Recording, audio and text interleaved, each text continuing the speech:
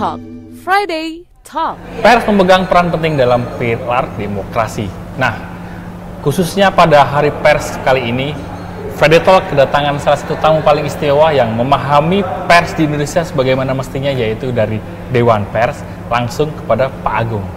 Pak Agung, gimana kabarnya? Baik, sehat Mas, alhamdulillah. Nah, di momen kali ini kita sedang mengadakan acara tahunan yang cukup spektakuler bagi insan pers sendiri, Pak, yaitu Hari Pers. Di mana kan Hari Pers banyak momentum untuk memberikan informasi atau menguak bagaimana sih, Pak, kondisi pers saat ini. Nah, langsung saja nih, Pak, bagaimana sih, Pak, kondisi pers di Indonesia pada kali ini?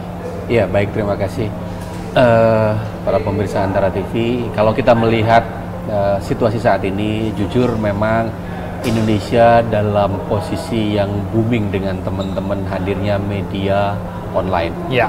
Artinya di sisi lain ketika bicara media cetak yang saat ini punya beban di mana situasinya tidak terlalu kondusif, tetapi di sisi lain teman-teman media online cukup berkembang sangat banyak, bahkan jumlahnya Dewan Pers pun juga agak kerepotan mengidentifikasi jumlahnya, mungkin sudah di atas 30 atau 40 ribu ya. Betul. Sementara yang sudah terverifikasi oleh Dewan Pers mungkin hitungannya kurang lebih masih ya kurang dari 10 ribu aduan, kurang lebih lah ya.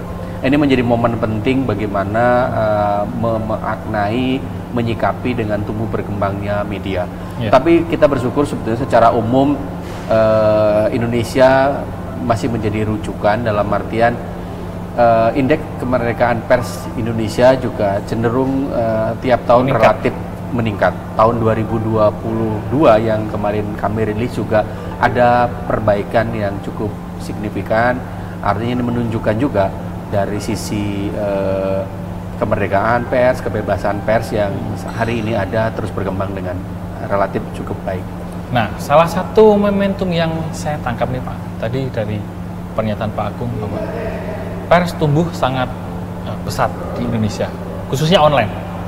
Ini sebenarnya sinyal bagus atau sinyal yang harus kita waspadai, Pak, terhadap mengenai perusahaan pers sendiri berkembang ini akan menjadi ke arah mana nih, Pak, dengan banyaknya semakin berkembang? Iya, barangkali kita juga harus melihat realistis pertumbuhan internet sudah cukup semakin baik.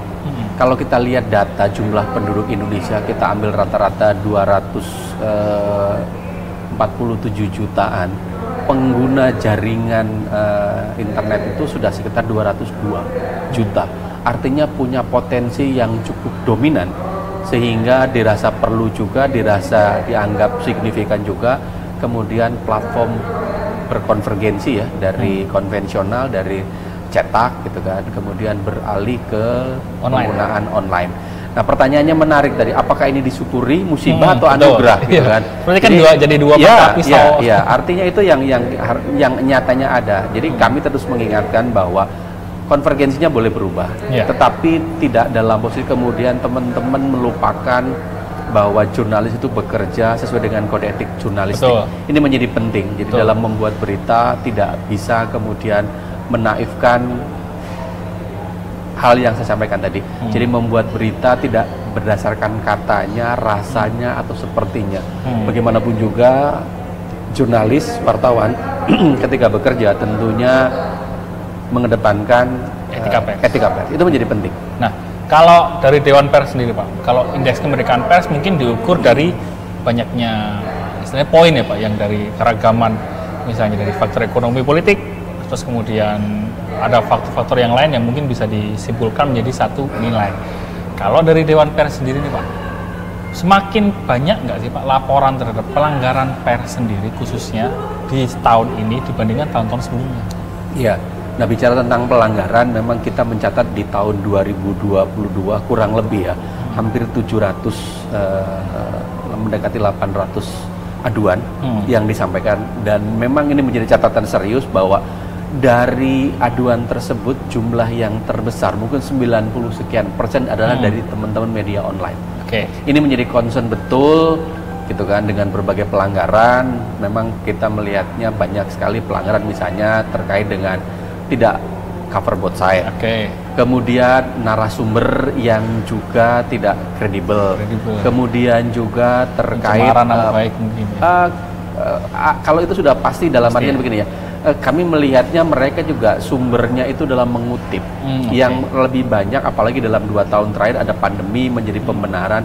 Ketika membuat berita mereka mengambil dari rilis. Nah sementara sekali lagi kita juga paham betul bahwa kerja-kerja jurnalistik ketika mendapatkan sumber tentunya kan perlu investigasi. Betul, dan perlu juga klarifikasi. Itu menjadi penting. Nah ini banyak sekali terjadi aduan hal-hal yang saya sampaikan tadi.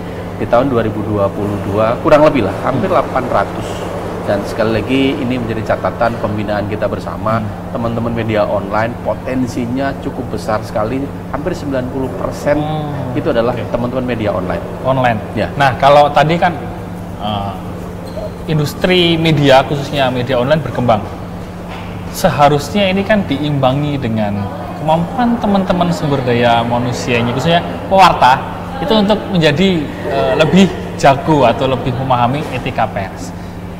Peran Dewan Pers di sini ketika berkolaborasi dengan pemerintah seperti apa nih Pak, untuk istilahnya sebelum menyampaikan ke masyarakat atau sebelum mendidik masyarakat, seenggaknya insan pers ini terdidik dulu nih gitu. Ya. Kami di Dewan Pers itu ada 11 konstituen. Ada perusahaan gitu kan, kaitan dengan cetak, online gitu kan, radio dan ya elektronik ya. Dan di sana kami juga memberikan edukasi, adanya tidak hanya pelatihan, tapi juga mendorong kepada teman-teman jurnalis untuk adanya uji kompetensi. Ini kami berikan gratis. Ini dalam rangka upaya mendorong tadi teman-teman paham betul, teman-teman itu kompeten dengan apa yang dia kerjakan. Jadi kalau eranya menjadi jurnalis, menjadi pewarta itu bicara 5W1H, rasanya itu sudah produk lama. Karena bagaimanapun juga tuntutan era saat ini, apakah dia paham yang dia kerjakan, gitu kan? Apakah dia mengerti apa yang dia sajikan? Apakah tulis, gitu kan? Atau cetak dan lain-lain online, gitu kan? Ini menjadi penting. Sekali lagi, kalau kita bicara sedikit, gitu kan, orang selalu mendengungkan bahwa ada kemerdekaan pers, ada kebebasan pers. Hari ini rasanya sudah habislah cerita itu. Karena kenapa? Kurang bebas apa di Indonesia ini? Betul. Tentang pers ini. Bentuk kita demokrasi sangat juga, bebas. Yang menjadi concern kita hari ini barangkali adalah impact dari apa yang kita sajikan. Tanggung jawab dari apa yang kita tulis. Nah ini menjadi penting, dan kita dorong media gitu kan untuk terus berpegang teguh terhadap jurnalis, etika persnya. Nah, apa yang dilakukan diantaranya kami mendorong untuk memberikan pelatihan gitu kan kepada teman-teman pers, dan yang tidak kalah penting tadi kami juga memberikan peningkatan dalam upaya mereka memiliki kompetensi. Kalau duet dengan pemerintah sendiri, mungkin Dewan Pers kesempatannya bisa dengan Kementerian Kominfo kali Pak, untuk ini saat ini seperti apa sih Pak untuk mendidik, istilahnya bukan mendidik tapi belajar bersama, berjalan bersama dengan industri pers agar informasi yang beredar di masyarakat ini tidak menjadi misinformasi atau bahkan misleading gitu. Ya, kalau tadi dengan pemerintah salah satu diantaranya kegiatan uji kompetensi itu kami juga dengan pemerintah, dengan Bappenas ya. Itu kami fasilitasi, itu kami berikan kepada seluruh insan pers di semua provinsi di Indonesia dalam rangka tadi kaitan supaya mereka punya kompeten dalam membuat berita, memahami berita, menyajikan berita. Kemudian kalau dengan Kominfo, sadar tidak sadar bahwa situasi penggunaan internet gitu kan, penggunaan media online sangat besar. Nah ini juga mendorong bagaimana mereka juga paham dan kompeten. Menarik barangkali dalam banyak hal tadi pelanggaran-pelanggaran yang terjadi, karena itu menjadi concern buat kami dengan Kominfo, terutamanya juga dengan Bappenas untuk kita dorong kegiatan bersama, apalagi sekarang ini menjelang pemilu potensi berita hoax gitu kan, kemudian berita-berita yang barangkali menyudutkan banyak pihak terkait dengan pemilu. Dewan Pers juga dalam hal ini dengan KPU, Bawaslu, KPI gitu kan, melakukan kerja-kerja bersama dalam hal penanganan kasus-kasus sengketa terkait dengan pemilu. Jadi kami ada satgas Satgas Pemilu, jadi institusinya 4 bersama Dewan Pers ya, adalah KPU, Bawaslu, KPI, dan Dewan Pers. Ini dalam rangka upaya tadi. Nah, dengan Kominfo biasanya tadi terkait dengan adanya muncul banyak akun baru nih. Oke. Nah, ini kan orang kadang-kadang perlu diberikan pemahaman juga. Ya, anonim ini pers atau non pers. Karena bisa jadi banyak juga kemudian teman-teman menggunakan lebih familiar media sosialnya. Betul. Karena dianggap ceruknya tadi, pangsanya, segmentasinya, passionnya saat ini orang lebih banyak menggunakan media sosial. Tetapi Kominfo menyampaikan juga apakah ini masuk dalam ranahnya pers atau tidak. Nah, kami juga punya kewajiban di situ. Kalau memang ternyata bukan, maka tentunya bisa didorong apakah ini potensi pidana atau undang-undang ITE. Tetapi kalau pure memang kaitannya adalah pers, maka dalam banyak kesempatan, bahkan hari ini pun tadi ada sosialisasi kegiatan dengan Polri menyangkut MOU dan PKS yang sudah kami tanda tangani terkait dengan penanganan kasus-kasus sengketa pemberitaan di media cetak, media online, media elektronik, radio dan televisi, gitu kan, termasuk juga berita online yang dianggap bersinggungan dengan undang-undang ITE, masuk penanganannya di Dewan Pers, penyelesaiannya dengan etik. Nah, kalau dalam proses, karena tadi udah disinggung sama Pak Agung nih, ketika ada sengketa ataupun pelanggaran mengenai pers, banyak masyarakat yang belum paham nih Pak, atau oknum atau pejabat di beberapa daerah, mereka langsung lapor ke polisi nih, bahwa menganggap itu sudah pencemaran nama baik lah, atau itu udah undang-undang ITE, atau sebenarnya apa sih Pak yang harus dilakukan dahulu ketika seseorang yang ingin mengetahui ini pelanggaran atau bukan, atau ada pelanggaran etika pers atau bukan, dan ingin melaporkan, itu baiknya dikonsultasikan seperti apa nih Pak? Ke Dewan Pers dulu, atau langsung ke polisi nih untuk yang mungkin mereka anggap bisa menyelesaikan secara hukum? Ya, baik. Jadi ini barangkali terima kasih memberikan edukasi kepada masyarakat, institusi atau siapapun juga yang merasa dirugikan dengan sebuah pemberitaan. Artinya pemberitaan itu diberitakan di media massa. Media massa Undang-Undang 40 menyebutkan yang namanya media massa itu adalah perusahaan yang berbadan hukum, bisa media cetak, koran gitu, dan majalah dan segala macamnya, kemudian elektronik, ada radio dan televisi, kemudian media online.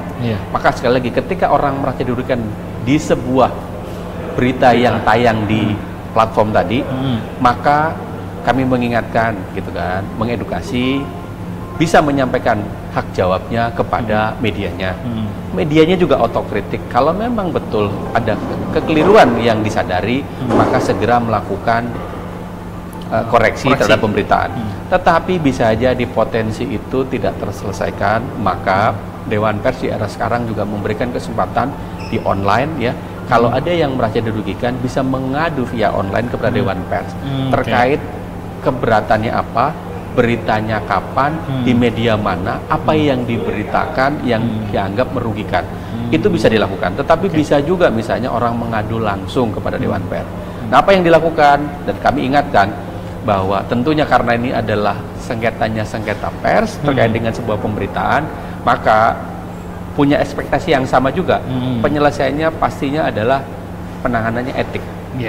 Kami akan meminta kepada media untuk menyampaikan hak jawab, gitu kan. Nah, yang menarik bagaimana kalau kemudian disampaikannya kepada pihak berwajib dalam kepolisian.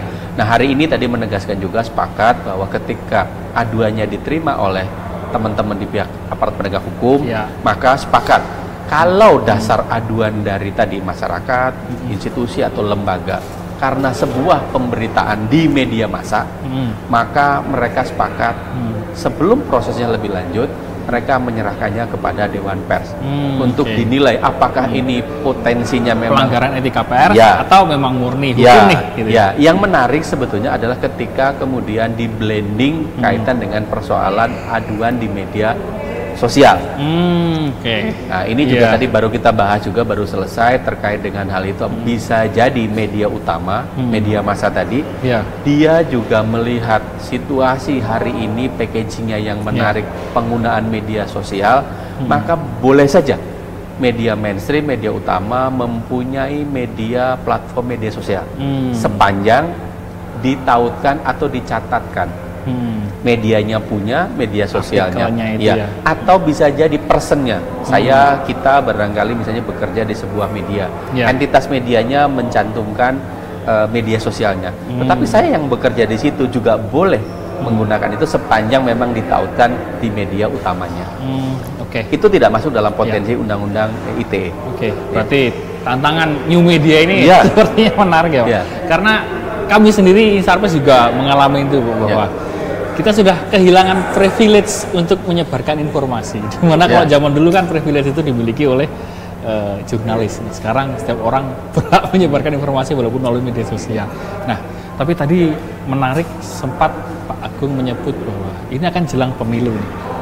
Sepertinya pekerjaan insan pers akan semakin banyak dan begitu juga masyarakat juga harus makin jeli nih Pak untuk menyerap atau mengkonsumsi informasi itu seenggaknya lebih bijak lah dalam menyerap informasi. Namun sebagai pers sendiri ini harus bersikap seperti apa nih Pak untuk menjaga bahwa 2024 polarisasi ini akan tetap hype, namun tetap bertanggung jawab dan menjaga kedamaian lah Pak antar kubu yang mungkin nanti akan banyak perbedaan pendapat seperti itu. Pertanggungjawaban secara pers dalam menyebarkan, mendidik informasi ini baiknya seperti apa?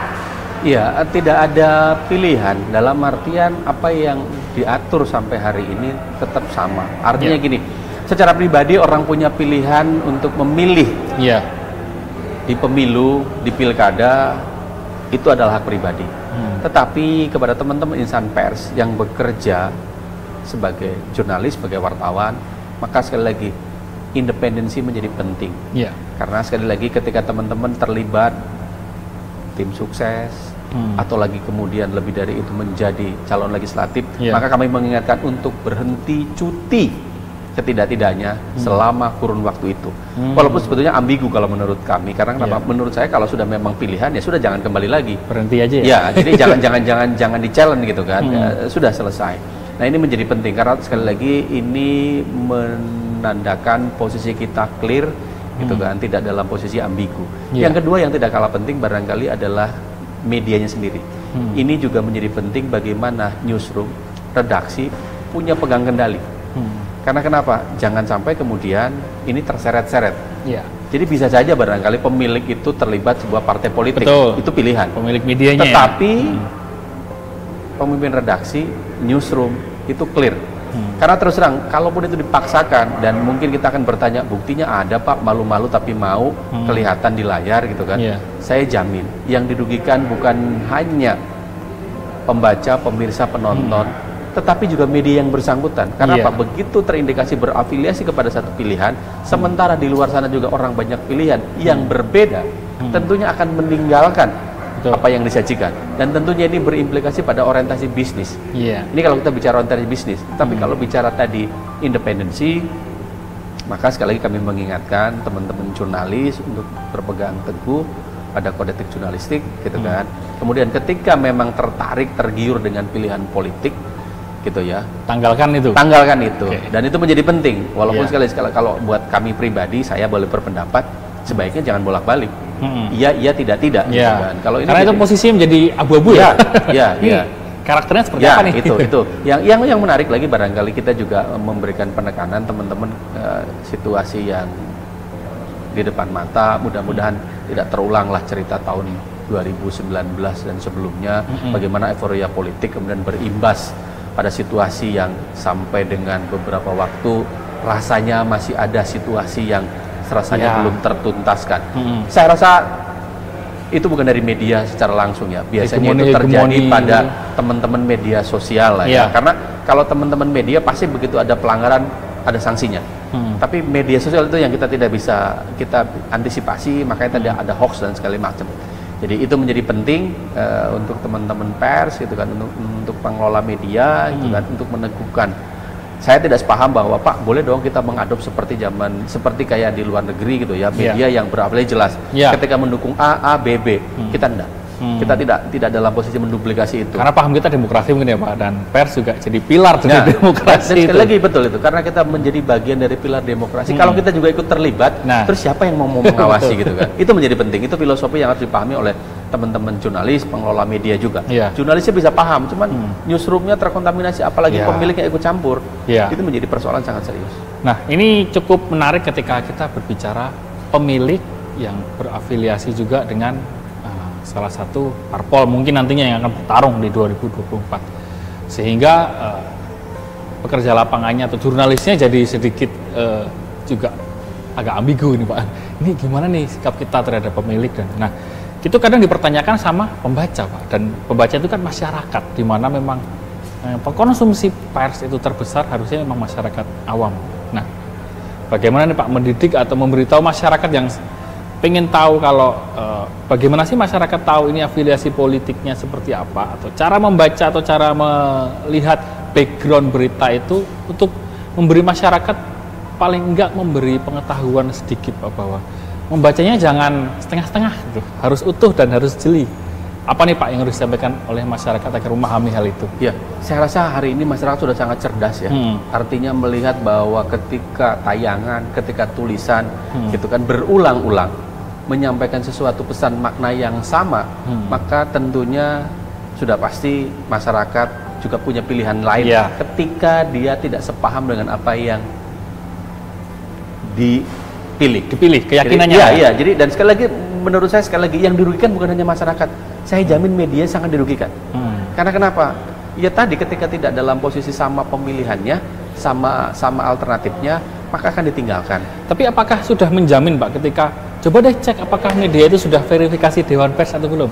Apakah menjamin media yang sudah terverifikasi oleh Dewan Pers ini akan menjadi rujukan dibandingkan yang belum terafiliasi dengan apapun dan belum terverifikasi bahkan oleh Dewan Pers, tapi sudah melepas informasi itu kepada masyarakat seperti itu? Ya, artinya idealnya yang sudah terverifikasi karena sudah melalui proses tentunya sudah paham dengan aturan yang tadi saya sampaikan. Tapi tidak menutup kemungkinan gitu kan dalam situasi seperti ini menjelang pemilu ada juga penumpang gelap gitu kan memanfaatkan seperti itu. Itu tidak bisa ditutup pungkiri. Nah, apa yang dilakukan oleh Dewan Pers, sekali lagi Dewan Pers mengajak juga masyarakat gitu kan untuk sama-sama peduli gitu kan memperhatikan kualitas jurnalistik yang ada. Sehingga tadi ketika ada merasa keberatan dengan sebuah pemberitaan, mohon bisa disampaikan. Karena terus terang kami dengan 9 orang dengan konstituen yang ada, keterbatasan juga dengan jangkauan dan lain-lain ketika ada potensi-potensi pelanggaran. Tetapi sekali lagi kami mengingatkan, walaupun mungkin belum terjamah, tapi sekali lagi karena media itu kan hidupnya juga dari pembaca, dari pemirsa. Kalau kemudian bahasa kasar, mohon maaf, teman-teman terjebak dengan afiliasi konyol, maka kami jamin medianya akan ditinggalkan. Implikasinya maka tidak dapat revenue apa yang diharapkan. Jadi ini menjadi penting, tapi sekali lagi potensi akan hal itu memungkinkan bisa terjadi. Dan ini barangkali menjadi tanggung jawab kita bersama untuk mengedukasi, meliterasi. Itu kami mengajak juga teman-teman konstituen untuk saling mengingatkan nih agar tidak terjadi. Setidak-tidaknya menekan potensi itulah. Tapi ketika ada, maka tentunya konsekuensi setiap pelanggaran tentu harus ada sanksi, dan Dewan Pers dalam ini ada sanksi etik. Berarti seharusnya sebagai pembaca emang harus cerdas dulu ya Pak dalam memahami konten dalam berita. Apakah ini yang menggiring opini ke sosok tertentu atau kelompok tertentu, kita harus sadarkan itu. Seharusnya memang sepakat nggak sih Pak dengan pernyataan saya ketika indeks kemerdekaan pers meningkat, seharusnya indeks keterbacaan atau literasi juga cukup meningkat. Atau itu gimana Pak? Ya idealnya harusnya begitu ya, karena itu kan data yang disajikan. Cuma jangan salah juga Mas Kiri kan, bahwa indeks kemerdekaan pers itu kan metodologinya beragam-ragam ya. Nah kalau kita kan metodologinya ada keterwakilan. Jadi barangkali ada juga debatable, Pak, kalau lihat indeksnya kok tiap tahun naik ya. Tapi faktanya dalam beberapa hal kok tidak seperti itu. Sekali lagi metodologinya tidak bisa dibanding-bandingkan. Misalnya gini, kalau populasi yang diukur adalah 1000, kemudian 1000 diberikan pertanyaan yang sama, sampel yang sama, maka tentunya akan berbeda ketika kita bicara keterwakilan dari 1000, misalnya 100, hasilnya akan beda. Tetapi sekali lagi sepanjang metodologinya ilmiah dan bisa dipertanggungjawabkan, Nah, menarik tadi, apakah kemudian ini sebanding? Nah, ini yang harus didorong terus. Makanya ketika dalam rekomendasi setiap tahun hasil dari penilaian indeks kemerdekaan pers, kami sampaikan kepada para pihak pemerintah lah, stakeholder, ya termasuk insan pers, termasuk media dan segala macam, supaya tadi catatan tersebut harapannya misalnya gini, sangat sedikit media yang bicara tentang perempuan dan anak, sangat sedikit juga memberikan ruang kepada teman-teman disabilitas. Nah ini menjadi penting. Kenapa? Ini perannya media, perannya juga, ya termasuk juga pemerintah gitu kan. Karena terus terang ini menjadi concern karena mau tidak mau mereka juga bagian yang punya hak yang sama juga mendapat informasi. Teman-teman sekarang kan barangkali lihat di media, di televisi, ketika teman-teman yang disabilitas, maaf misalnya tunanetra, tunarungu, misalnya dia bisa mendapatkan voice atau misalnya peragaan untuk bahasa tutur yang tunarungu gitu kan. Tapi juga ada misalnya koran gitu kan. Saya juga ada lihat di beberapa tempat ya, tapi maksudnya belum terlalu banyak ya. Juga koran yang memang untuk komunitas teman-teman itu. Ada huruf braille. Ya, ini memang butuh effort besar karena terus dibilang Pak ini kami harus mengalokasikan. Tapi ya memang itu faktanya. Jadi berbagai upaya itu terus kita dorong gitu kan agar tadi ada keseimbangan. Baik, Sobat Antara, demikian obrolan kita mengenai pers jelang pemilu. Apa yang seharusnya dilakukan oleh teman-teman media atau insan pers, dan apa yang harus dilakukan oleh pembaca khususnya masyarakat agar pemilu 2024 nanti tetap berlangsung secara aman, damai, dan tentram, dan akan melahirkan pemimpin yang sesuai amanah buat masyarakat. Saya Fuad Syafril dalam acara Friday Talk. Sampai jumpa di episode selanjutnya. Terima kasih.